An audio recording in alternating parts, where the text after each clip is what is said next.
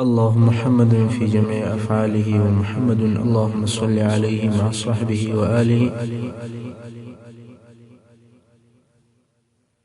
دیر نبی علیہ الصلوۃ والسلام مبارک د سیرت شپږمه برخه. په تیره برخه کې موږ دا بیان کړی وو چې کله د نبی علیہ الصلوۃ والسلام مبارک خط و کسرا باچا ته ورلی دی ډیر په قهر شو، ځکه کسرا په هغه وخت کې د مخ د مځکې یو لوی باچا و. خو دا خبره ډیر عجب او تشکاره سوه چې څنګه د عربو څخه یو سړی ما ته دعوت کوي او ما د خپل ځان تابع کوي. مګر دې موضوع ته ډیره په سپکه وکتل، نو یې د نبي علیه الصلوۃ والسلام د نیولو او د راوستلو دپاره یې لښکر نه ولېږئ، بلکې د یمن والی او د یمن باچا بازان ته یې حال ولېږئ. ولهلته په جزیرة العرب کې یو نفر پیدا سوی دی او غواړي چې زه د ده متابعت وکړم، دغه نفر ما ته راولېږه.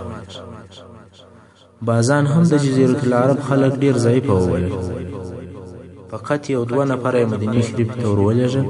ولورسئ او دغه نفر ته ووایاست چې د لښکر د لېږلو او د جنګ کولو ضرورت نشته، بې له ځنډه او بې له عذره ځان تسلیم کړه. مسلمانان ډیر ضعیف ورته ښکاره کېدل او دوی خپل ځان د دنیا لوی قدرت او قوت بلل.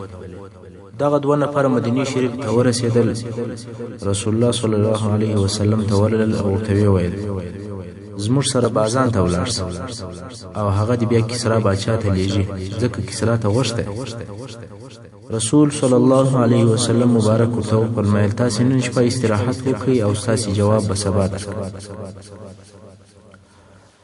خلک چې سبا د جواب اخیستلو دپاره نبي علیه الصلوۃ والسلام ته رالل، رسول صلی الله علیه وسلم ورته وفرمیل بازان ته ووایاست چې زما رب نن شپه ستا رب کسرا در ووژي. دا کسرا دوی د خدای په نظر باندې ورته کتل.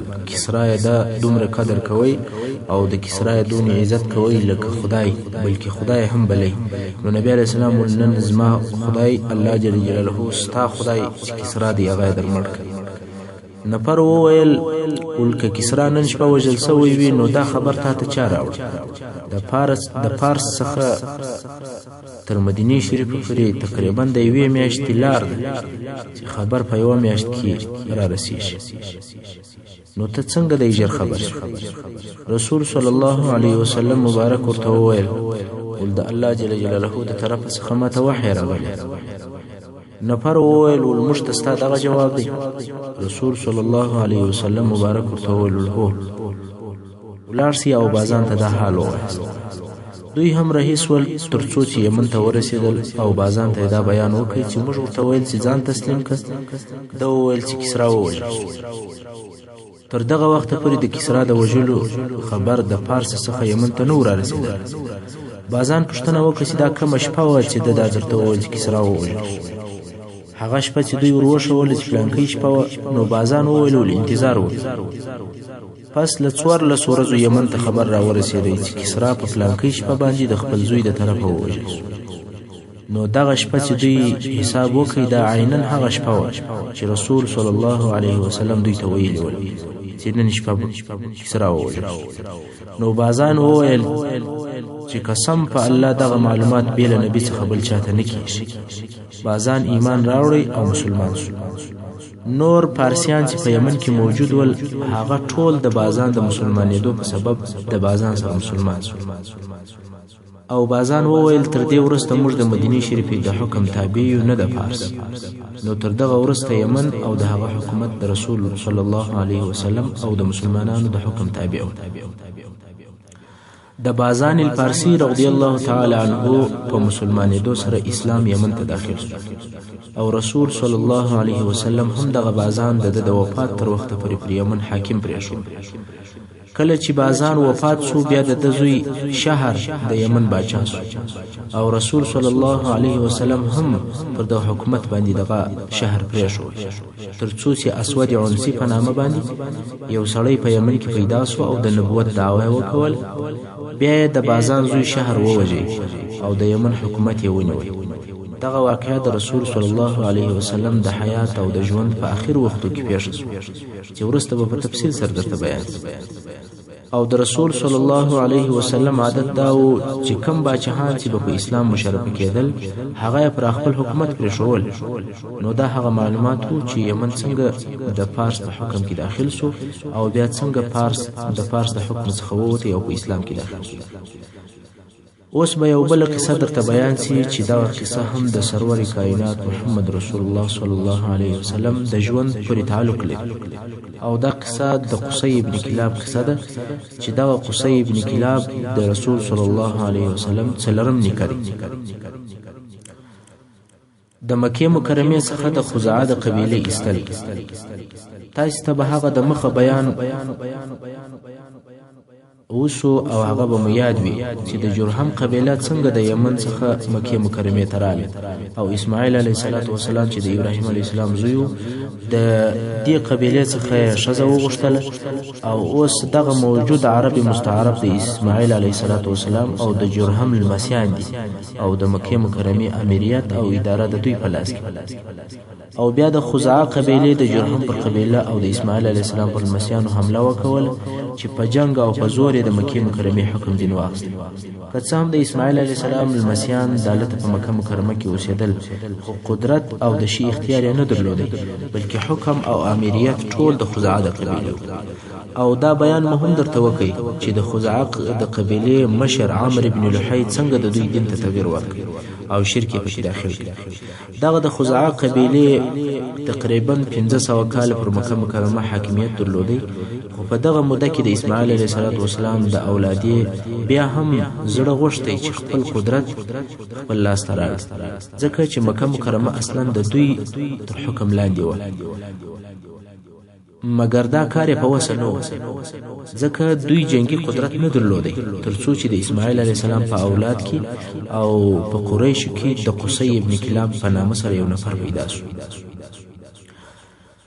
د اسماعیل علیه السلام په اولاده کې یو نفر دی پهر په نامه باندې چې دغه پهر لقب قریش او د ټولي اولادې ته قریش ویل شي کله چې قریش ذکر سي نو مقصد یې دغه پهر اولاده او پهر د اسماعیل علیه السلام د نږدې المسیانو څخه نو ټول قریش دغه پهر اولاده دي او قصي ابن کلاب هم د پهر د اولادې څخه دي دغه قصي ابن کلاب ته الله جل جلاله ډیر مال او ډیر غنا ورکړو خپل قوم کې ډیر مشر او سردار بیا د حلیل د لور سره واده وکړ چې دغه حلیل په دغه وخت کې د خزاعه د قبيله او مکه مکرمه عمومي مشر او رئیس دی واده نور هم د قصي ابن کلاب شرف ورزیات کړ ځکه یو خو د قصي ابن کلاب د اسماعیل علیه السلام د اولادې څخه او بل د شزه د خزاعه د قبيله او د مکه مکرمه د رئیس لور او په عین وخت کې ډیر غنی او مالدار هم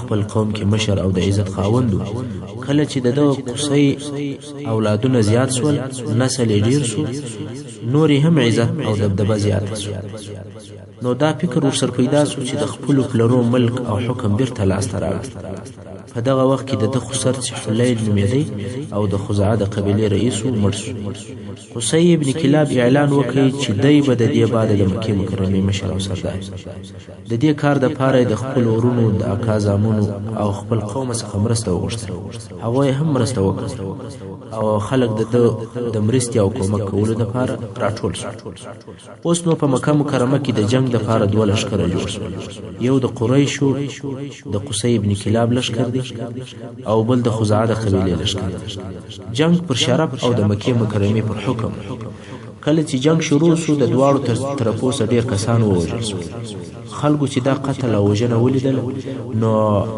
عادل او په خلکو ته د صلح د لپاره د دوی په منځ کې مداخله ورکړل شو چې باید چې زموږ په مابین کې پوهان کسان او شاعران وګرځي او زموږ دوه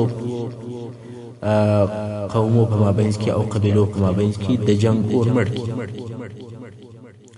او دوی په خپل مابین کې سره وویل چې باید بې له جنګه د منصفانو په حکم باندې فیصله وکړو. بیا نو دواړو طرفونو د دریم یا د منصف په حکم باندې اتفاق وکړي او یو داسې سپین ږیری سړی د ځان دپاره منصف وټاکئ چې هغه ډېر هوښیار او د عربو د پوهانو څخه و. د دې سړي نوم چې د دوو قبیلو د دوو لښکرو په مابین کې جوړه کړي د هغه نوم یعمر ابن عوف. نو دواړو قبیلو پر دې باندې اتفاق وکړي چې د یعمر ابن عوف په فیصله باندې به موږ راضي یو او د هغه حکم ومنو. او دواړو طرفو ډېر شدید قسمونه هم یاد کړي چې دغه یعمر چې هره فیصله وکړي بې له کوم دلیله به یې منو، هېڅوک د ده پر حکم اعتراض نشي کولی. پر دغه اتفاق او قسمونه او شاهدان هم ودرول. اوس نو ټول خلک دغه یعمر ته راټول شول او د مدعیانو څخه هر یو غواړي چې خپل دلایل ووایي. اول قصي ابن کلاب وویل ول مکه مکرمه زما د پلرو ملک دی، اسماعیل علیه السلام زما نیکه دی او هغه اول سړی دی چې په مکه مکرمه کې اوسېدلی دی. زمزم هم الله جل جلاله د هغه دپاره پیدا کړی دی.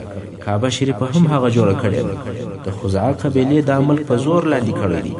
او دا صحیح خبره ده چې خزاعه قبیلې 500 کاله دلته حکم کړی دی، خو دوی د اولې ورځې د زوره څخه کار اخیستی دی او د بل حق یې خوړلی او دغه کعبه شریفه هم زما نیکه جوړه کړې ده چې ابراهیم علیه السلام.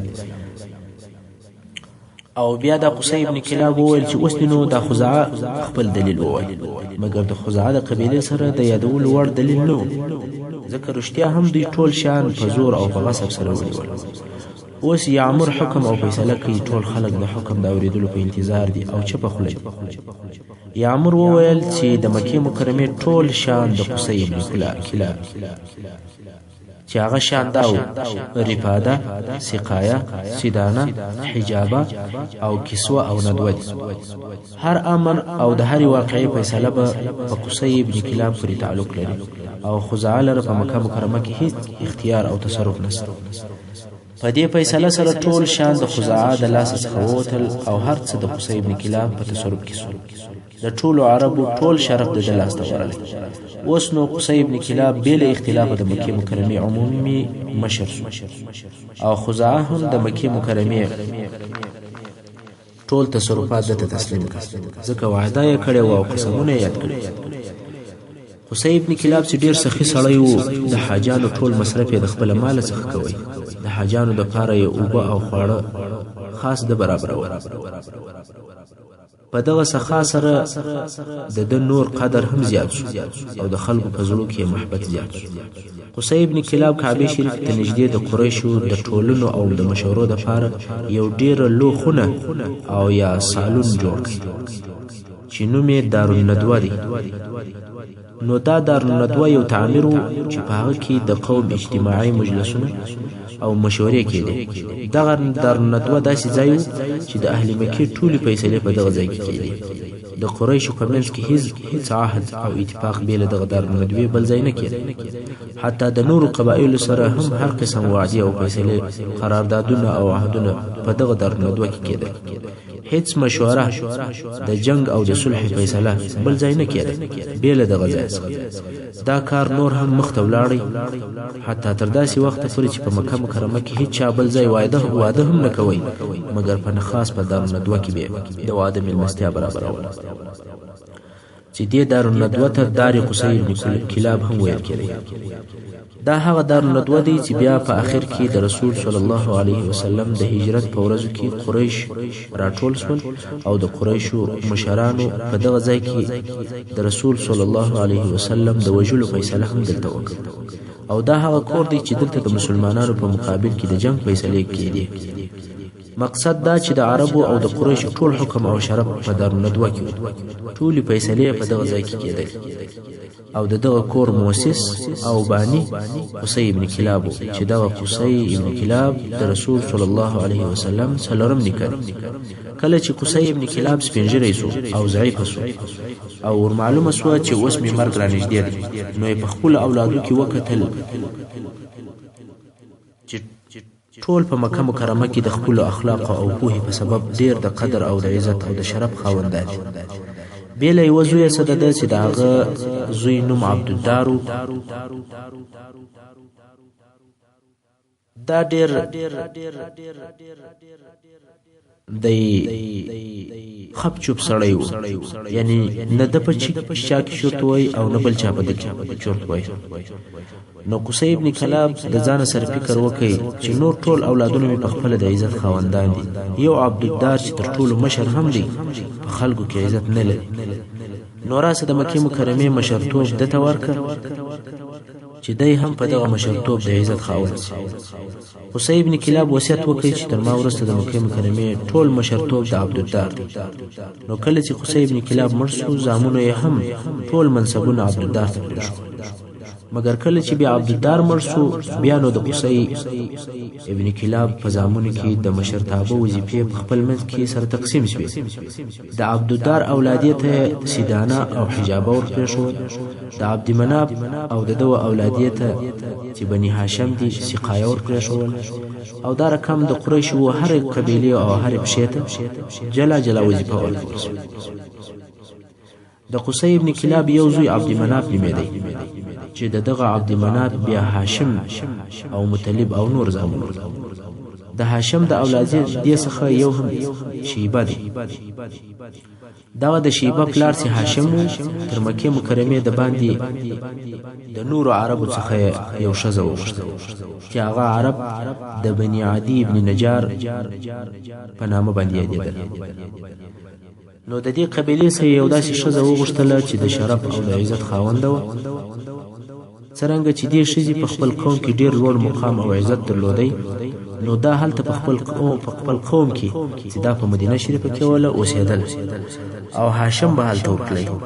د واده د شرطو څخه یو شرط دا هم و چې طلاق به د دې ښځې په اختیار کې، ځکه دا ډېره شریفه او مالداره او د عزت خاونده وه.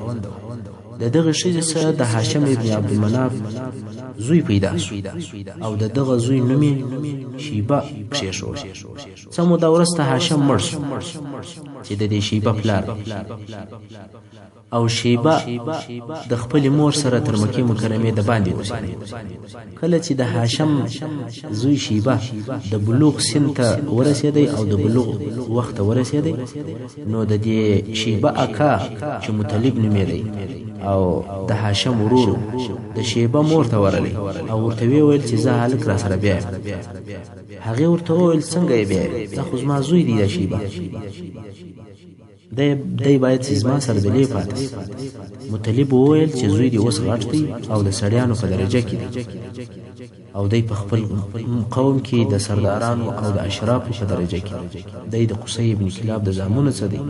د ده دپاره دا نه ښایي چې بې له مکې په بل ځای کې واوسېږي، ځکه هلته په مکه مکرمه کې د ده شرف او عزت، احترام او مقام شته د خلکو په نسبت. ښځې چې د شرف او د سردارۍ نوم واورېدی، نو یې وویل اختیار به ده ته پرېږدم چې ستا سره ځي او که زما سره پاتې شي. کم وخت چې یې اختیار و شیبه ته ورکړی، ده وویل د اکا سره ځم، ځکه دی پوهېدی چې هلته شرف او عزت شته، او ده ته هم دغه شرف ډېر ارتباط درلودی. که څه هم دا شیبه د عمر په لحاظ باندې کشر و، خو د شرف په قدر باندې پوهېدی. اوس نو شیبه د خپل اکا سره د هغه پر اوښ تر شا ورسره سپور. هغه وخت عادت داسې و چې خلکو به همیشه نوي مریان رانیول. نو کله چې دوی مکې مکرمې ته داخل شول او خلکو شیبه د مطلب تر شا ولیدی، نو د خلکو دا خیال شو چې مطلب نوی مری رانیولی. نو یې شیبه ته عبدالمطلب وویل، یعنی د مطلب مری. که څه هم وروسته خلکو ته دا معلومه شوه چې دغه د هاشم زوی شیبه دی او د مطلب وراره دی، خو شهرت یې په عبدالمطلب سره پیدا کړ. دغه عبدالمطلب چې اصلي نوم یې شیبه دی او د هاشم زوی دی، او هاشم د عبدالمناف زوی دی، او عبدالمناف بیا د قصي ابن کلاب زوی دی. زموږ د نبی صلی الله علیه وسلم نیکه دی، یعنی د پلار یې دی. خیر عبدالمطلب ځوان شو او واده یې وکړ. د عبدالمطلب اول اولاد چې زوی و هغه حارث نومېدی، چې د تر ټولو اولادو مشر کله چې دا حارث لوی سو او ځوان سو په دغه وخت کې عبدالمطلب صاحب خوب ولید. البته عبدالمطلب نور اولادونه هم درلودل او هغه کوچنیان و. د عبدالمطلب خوب داسې و دی بیدو او یو چا پر غږ کړ چې طیبه وکنه. ډول طیبه چې شته هغه سړی چې ناره یې پر کړې وه هغه ولاړ. دی په تعجب کې سو چې دا څنګه خوب. دویمه شپه بیا بیده دی یو څوک ورته رالی او ورته وایي چې بره وکنه. دی ورته وایي بره چې شته هغه ناره کوونکی بیا ولاړ. د عبدالمطلب صاحب په زړه کې ور وګرځېدل چې یو قصه سته ځکه داسې تکراري خوب بیا څه نه وي. درېیمه شپه بیا خوب ویني چې یو ناره کوونکی ورته رالی وایي مضمونه وکنه. د ورته المضمونه چې هغه ناره کوونکی بیا ولاړ. اوس نو بالکل د ده یقین سو چې یو لوی او مهم کار سته چې د هغه په باره کې 3 ورځې او پرله پسې خوب وینو. دغسې مکرر خوب په عادي ژوند کې څوک نه ویني. د عبدالمطلب په واسطه دویم وارې د زمزم د څاه کیندل. څلورمه شپه بیا عبدالمطلب صاحب خوب ویني چې یو څوک ورته وایي زمزم وکنه. د ورته زمزم چې شته دا وار هغه ناره کوونکی نه ولاړی او ورته ویې ویل ول هېڅ کله نه وچېږي او هېڅ کله نه بهېږي. حاجام به په اوبه کوي او دغه زمزم د وینو او د لرشن په مابینځ کې دی. پر هغه ځای دی چې سپین وزری کارګه هلته مشوکه ووي او د میږیانو د کلي سره دی. دا خبره د عبدالمطلب په زړه کې حفظ او یاد شو. عبدالمطلب پوه شو چې دته د زمزم د کیندلو وظیفه ورکول شوه. باید چې زمزم وکني. زمزم په اهل مکه کې مشهوره و اورېدلی و مګر ځای چاته نه ور معلوم چې چیر دی. او دا هم د دوی دپاره یو مشکله او ناممکنه وه چې د کعبې شریفې ټول اطراف د زمزم د پیدا کولو دپاره وکړي. مګر اوس عبدالمطلب ته د زمزم په کیندلو سره امر وشو. دغه اشارات او علامات هم ورته وویل شو. نو ځای هم تقریبا داسې سو لکه معلوم.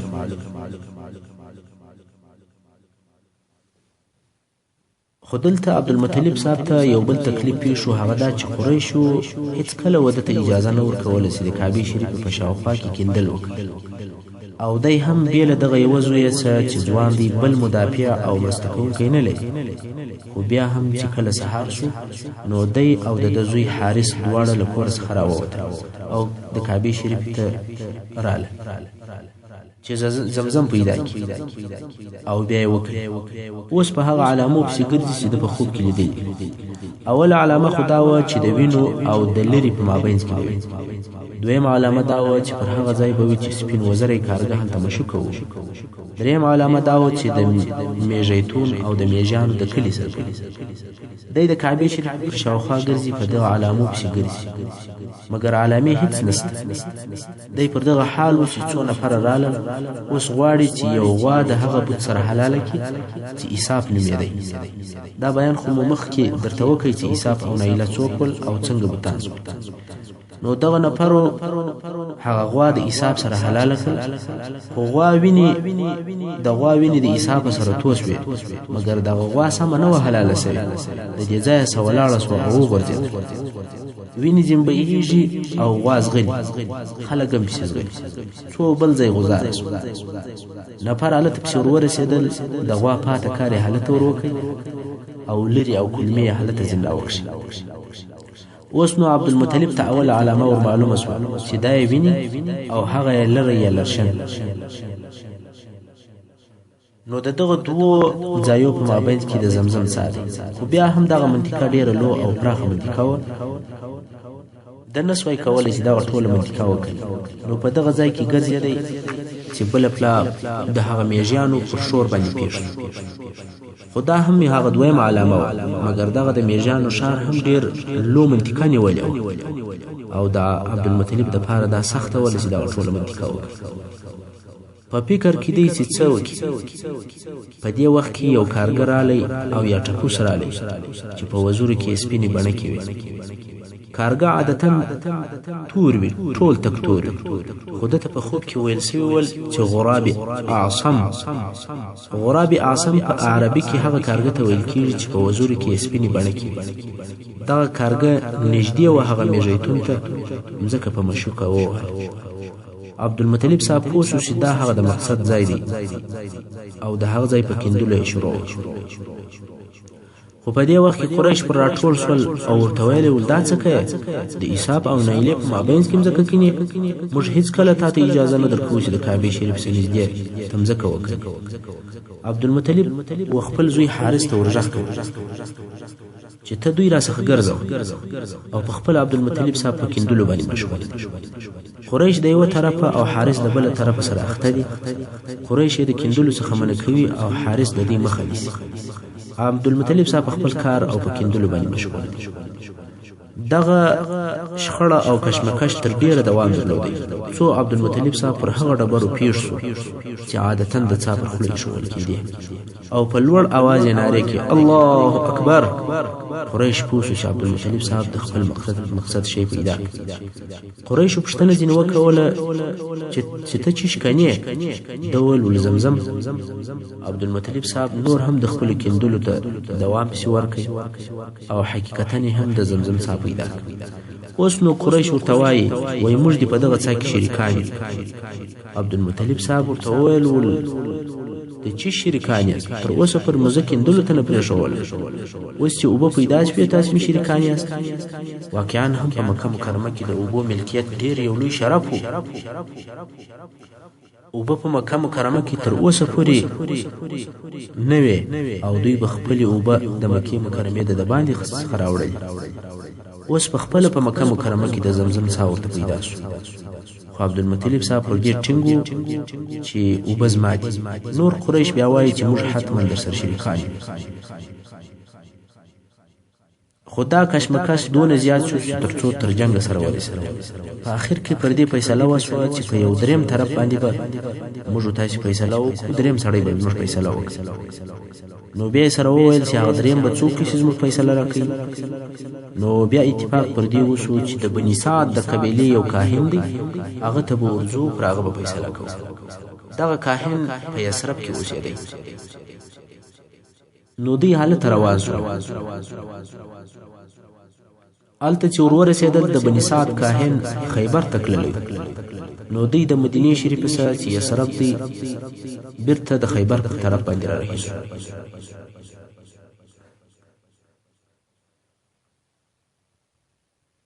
خیر دوی د کاهن د حکم او د فیصلې لپاره خیبر ته رهي دي، خو په لاره کې ټوله ریګ او غرونه دي. د عبدالمطلب او د ملګرو اوبه خلاص شوې. د هغه نورو قریش سره هم لږ اوبه پاته وې، خو د عبدالمطلب صاحب د ملګرو سره یو مخ ختمې شوې. د ډېرې تندې څخه پر مرګ ځانونه وسپارل. هغه نورو قریشو ته وویل چې څه اوبه راکړي، خو هغه ورته وویل چې زموږ سره دونه لږ اوبه دي چې خالي موږ ژوندي په پاتې شو.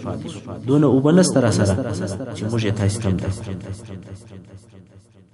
نو عبدالمطلب صاحب او د ده ملګرو د ډېرې مجبورۍ سره ځانونه پر مرګ وسپارل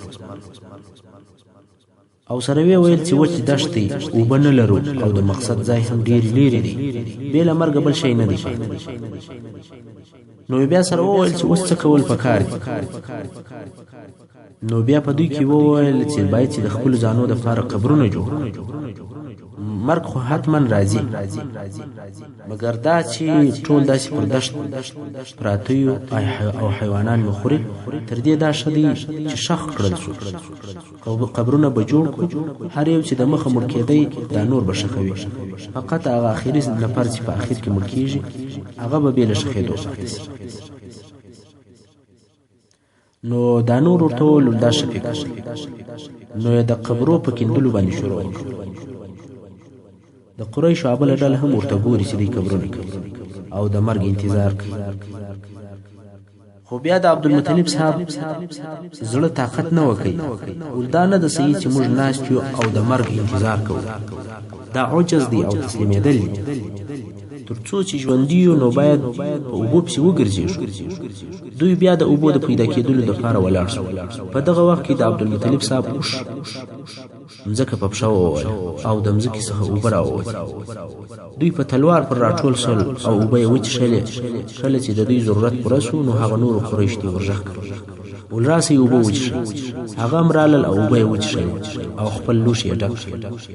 دلته نو هغه نورو قریشو عبدالمطلب صاحب ته وویل چې څرنګه چې تا ته الله جل جلاله په دې وچ دشت کې اوبه درکړي نو زمزم هم ستا دی او الله تا ته درکړی. دوی پوه سو چې دا د الله له طرفه یو اشاره ده چې زمزم د عبدالمطلب دی. نو زمزم یې ده ته ورپرېښود او د کاهن د طرفه څخه هم بیرته راوګرځېد.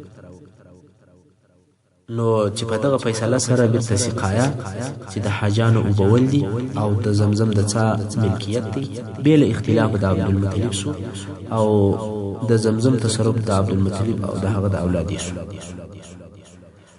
الله جل جلاله عبدالمطلب ته پرلپسې اولادونه ورکول.